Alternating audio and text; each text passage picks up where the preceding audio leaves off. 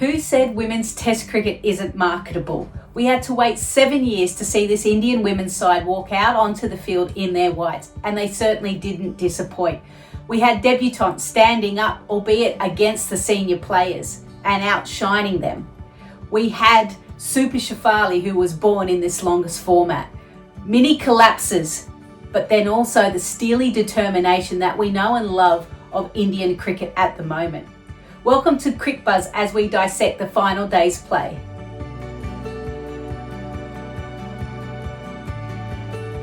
At the start of this test match, a number of former players and commentators spoke about the fact that they wanted to see a result in this test match.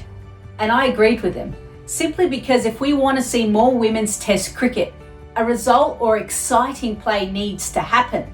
You can't afford to have these long drawn out draws where there is nothing going on.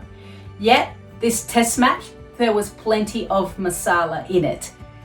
India started the day 82 runs behind England's first innings total, and with Shefali Verma and Dipti Sharma, who had elevated to that number 3 position, they started India off really well. But unfortunately, Shefali Verma fell. And you almost felt once she got out, India's slim chances about affecting a win for them went out the door. So now it was all about survival. We had seen India collapse in the first innings, and the question mark was now, once Shefali Verma was out and Smriti Mandhana, were India going to fall over? That didn't happen. There was a change in mindset by Poonam Raut, and it was almost like she was playing for her place not only in this test side, but potentially the one-day format as well. Instead of just trying to survive, she thought about playing and scoring runs first before she was leaving. And you could see that that positive approach was having an effect. Not many fielders around the bat, and they were able to spread the field fairly easily. Dipti Sharma went on to post a half century, and credit to her. She had batted and showed grit and determination in that first innings, and then was able to back it up in the second innings.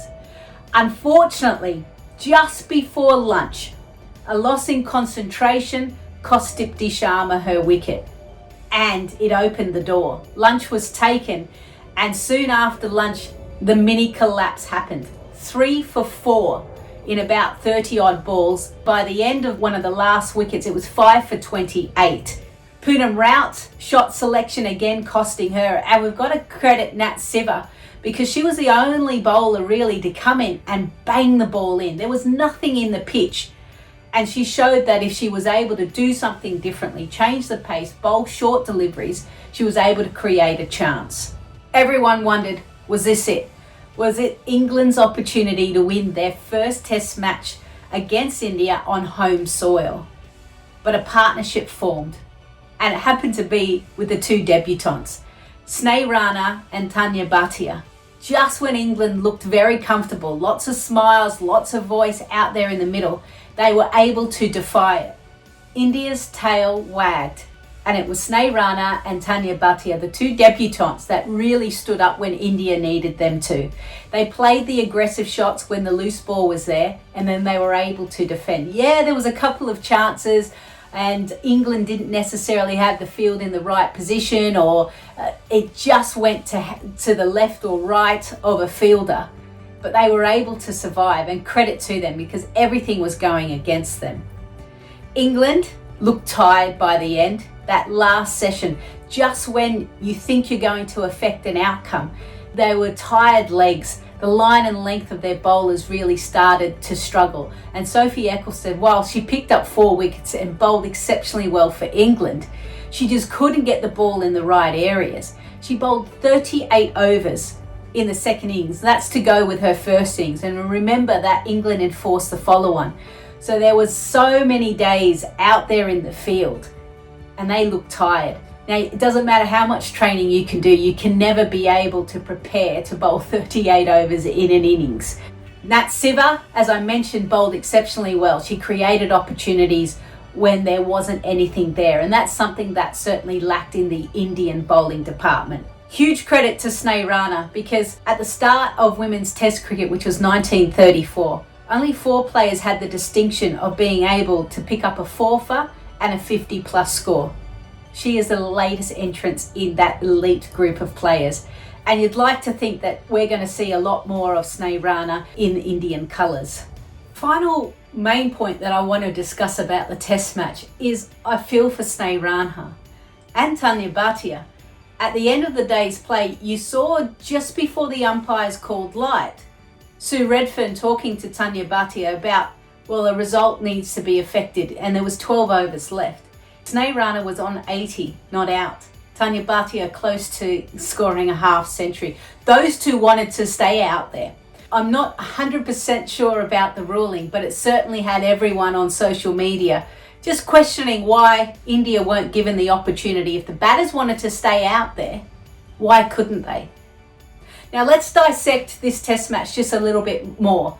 What are the positives that India can take out? I think the draw is an absolute win for them. England will be gutted that they weren't able to affect an outcome. Though we've got to remember that they enforced the follow-on, they had tired bowlers, the pitch wasn't doing a lot, and they were that close to affecting a victory. India, they would be really pleased that their debutants stood up, that they actually looked very comfortable out in the middle, and that confidence in that last day's play. Someone like a Shafali Verma, a Dipti Sharma, a Sneh Rana, a Tanya Bhatia, will we see them in the ODI format? India were able to split points. They could have gone 4 points down, but they were able to take 2 points out of that. So this is absolutely a victory for India. When I look at what happened out in the middle, I can only think of maybe a couple of things that England could have done. And albeit Heather Knight captained the side extremely well, I would have loved to have seen Sophie Ecclestone bowl over the wicket a little bit more and actually pitch the ball outside leg and have a leg slip, almost a deep fine leg and a forward short leg, and just see what happened out of the footmarks. Could they have created half a chance? She tried it a couple of deliveries, didn't quite land it, didn't feel comfortable, and came around the wicket. The only other thing that England might have been able to do, and this is where Lisa Kiteley as the head coach and the staff will look at it as well. Could they have put fielders in different positions? There were a couple of half chances, albeit it did go to the right or left of the English fielders. Could they have put fielders in really unique positions based on how Indians play the game? They tend to play a lot squarer. The ball squirts out. Could they have done something different? No doubt England, they've got a test match against Australia, and so does India. So what can India take away from this test match to get them ready for the test against Australia? Well, firstly, they need someone quick. Now, I don't know how they're going to find that given the fact that domestic cricket won't take place, but they lacked something a little bit different in their bowling department. Even though Sneh Rana bowled really well, picking up 4 wickets, I do feel that someone taking the ball away, whether it was a leg spinner or a left arm orthodox, may have created more opportunities. I guess we'll never know. The other thing is that whilst the debutants did well, there is question marks and concerns around the senior players like Mitali Raj and Harmanpreet Kaur. Both players did not look comfortable out there at all. For everyone questioning whether women should play more test cricket, I hope that this test match at Bristol just showed what was capable.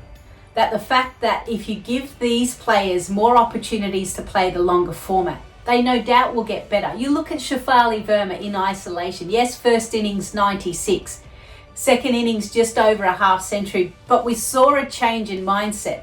Maybe not as many rash shots, but I think we're going to have to expect that with Shafali Verma. But she was able to defend the ball, check the ball really well. She's got great hand-eye coordination, and sometimes feet movement is lacking. It doesn't matter because she finds the middle of the bat more often than not. You will see these players develop and learn, know what length, what line, what fields to play, and no doubt the next tests that we're going to watch is going to be full of excitement. At the end of this one-off test match between England and India in this multi-format series, both teams walk away with 2 points. Make sure you tune in for the preview of the one-day series.